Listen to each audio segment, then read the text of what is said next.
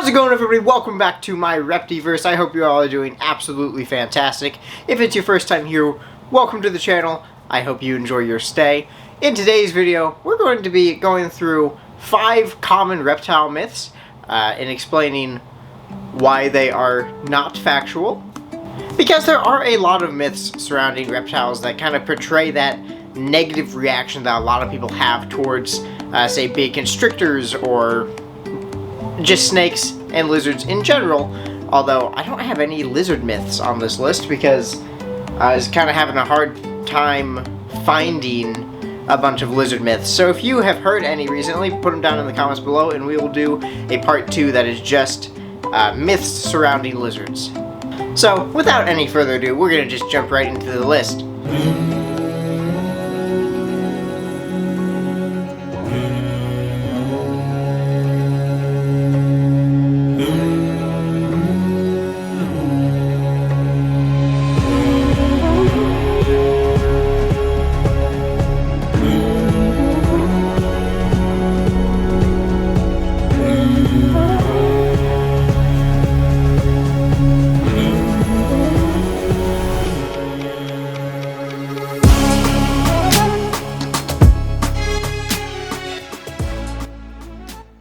And I apologize in advance for how everything is set up in here. I haven't found the best way to angle the camera in here. Like maybe that? Maybe yeah, but then you can see storage. So maybe if it's like here. Now I'm here. Oh, that's pretty much the same angle. Yeah, I need to figure out a better way to do this and get some better lighting in this reptile room. So hopefully over the next couple of videos that'll start to improve. Also gonna put boards on the ceiling. So the first myth that we are going to debunk is that snakes are slimy. A lot of people think that snakes are slimy, and that's one of the reasons people don't ever want to go up and touch a snake, say at a program. I've had this happen a lot in my programs, where I'll have kids not want to come up and touch the snakes because they don't want to get the slime on their hands. Now, this is false. Snakes are not slimy. I'm not really sure where this comes from. I don't know if this myth comes from people pulling snakes out of the water and them being wet in their hands. Some amphibians can excrete a kind of sticky, slimy sort of a substance. I don't know what it's called, I'll put it up here, onto their skin. So I don't know if it just comes from people thinking snakes are going to feel the same.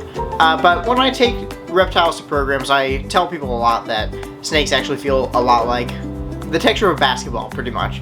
And a lot of people will agree with that. So they definitely are not slimy. You're not going to get the snake slime all over your hands if you interact with these absolutely wonderful creatures. So you definitely don't have to worry about that one. Alrighty, the next myth we're going to debunk is something that I think I know where it comes from, and it is that snakes will sting you with the ends of their tails. Now, snakes do not have stingers. They do have teeth. All snakes have teeth. Venomous snakes have fangs. But they do not have any venomous stingers on the ends of their tails. I believe this myth comes from some people having interacted with reptiles like forest cobras, and I know there's a couple other snakes that do this too. They have not a stinger, but they have a specialized scale at the ends of their tails that is sharper. It is not a stinger, it is not venomous, but if you grab those snakes by the tail, they'll sometimes wiggle that tail around and prick it into your arm if you grab a hold of them, just trying to get you to let go, and it definitely works. But it is by no means a stinger that you have to be worried about. So snakes are not going to be stinging you with their tails. At least not to this point of their evolutionary journey. They're not going to be stinging you. Okay, so the next one that we're going to talk about is at least pretty common here in the States. I don't know how common it is elsewhere. I hope not very common. But it is that venomous snakes will have a vertical slit-like pupil, and non-venomous snakes will have round pupils. This is completely false. There are some venomous snakes, like some elapids, like king cobras, that have round pupils instead of slit pupils, so that should debunk that right away. But there are also a lot of non-venomous snakes that have vertically oriented pupils. Say behind me, every snake in this stack have vertical pupils. And I do not have any venomous snakes, except for my hognose snake, which is technically mildly venomous, but they also have a round pupil, not a slit pupil. So what do the different pupils mean? Because they do have a use. We have come to find that vertically oriented pupils tend to help better with night vision, and you'll see those with nocturnal species. You'll see it with nocturnal species of cats, and you'll see it pretty much all of the snakes that I have that have these slit pupils. They are all nocturnal animals. Pythons by nature are nocturnal. So are the boas that I have in those top two enclosures. They are all nocturnal and they have slit pupils, whereas a lot of the diurnal snakes you're going to find have round pupils, like your rat snakes, your garter snakes. A good go-to is, if you don't know what the snake is, don't pick it up. Don't look at its pupils to see if they're slits or round, to see if they're non-venomous, because you could pick up a very deadly snake, assuming that's non-venomous because of the round pupils. The next myth that we are going to debunk today is that snakes do not have bones. I saw this one a lot today because somebody was posting pictures of an art piece that I believe was in France. I'll put a picture of it on screen, where an artist made a giant sculpture of a snake skeleton on the beach. Really cool sculpture. I love it. But a lot of people, a lot of conspiracy theorists were posting that, saying, oh, look at this massive snake that washed up on the beach. And a lot of people, to debunk the conspiracy theorists that this wasn't a real snake, which it wasn't, it was an art piece, used saying snakes are invertebrates, or snakes don't have any bones in general, as a way to debunk this. That is not true. Snakes have hundreds of bones, and snakes are vertebrates. They do go down the vertebrate tree in the evolutionary chain. And so I'm not really sure where that myth came from, because if you pick up a snake, you can definitely feel that it has rib bones and it has a spine. Malnourished snakes especially, you can see their spine showing through their skin. And also teeth are bones. All snakes, except for, say, egg-eating snakes, to my knowledge, have teeth. So yes, snakes do have bones.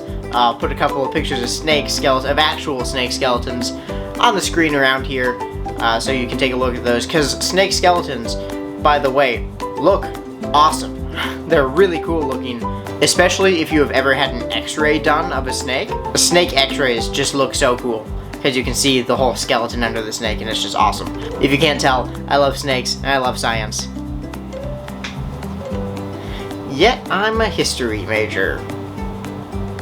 Yay. Alrighty, I hope that you all have enjoyed this video up to this point. If you have, go down in the description below, follow the link to the Patreon. For as little as $1 a month, you can support me and my dreams of building this out, building this channel. I really want to come back. I'm going to start posting videos every week again, and I really want to turn this channel into something where eventually I can do a build out and maybe have some of you guys come out to see these giant enclosures, because especially snakes like my Burmese python and my reticulated python and my anaconda. I love these animals and I want them to be in the biggest, best enclosures that I possibly can. So I really appreciate your support. If you don't want to support me over on Patreon, you can support me by clicking the subscribe button, turning on notifications, leaving a comment down below what you think about these myths. If you have heard any more that are just outlandish that you would like me to share with everybody else on YouTube, leave a comment down below. And share this video with your friends, share it with your grandma, share it with your grandpa, share it with people who might be parroting some of these myths maybe, so that we can help to educate them. Because after all, that is what this channel is all about, educating people about the world's most incredible creatures. Alrighty, so the last myth that I'm going to be talking about in this video is that snakes will size you up.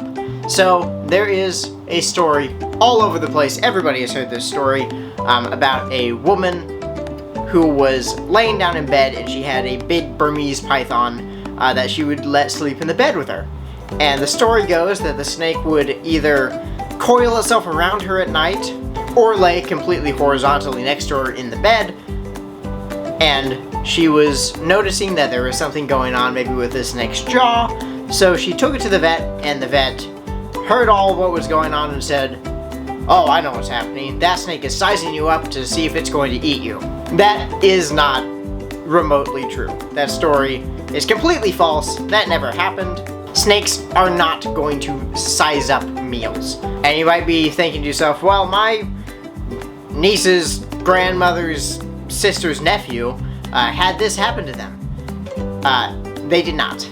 I have heard this story from so many different people, especially when I'm talking about the animals I have, because if people hear that I have snakes, they're interested and they want to come talk to me, and they'll tell me this story. They'll ask me, are you worried that your snake is maybe going to size you up one day and see if it can eat you?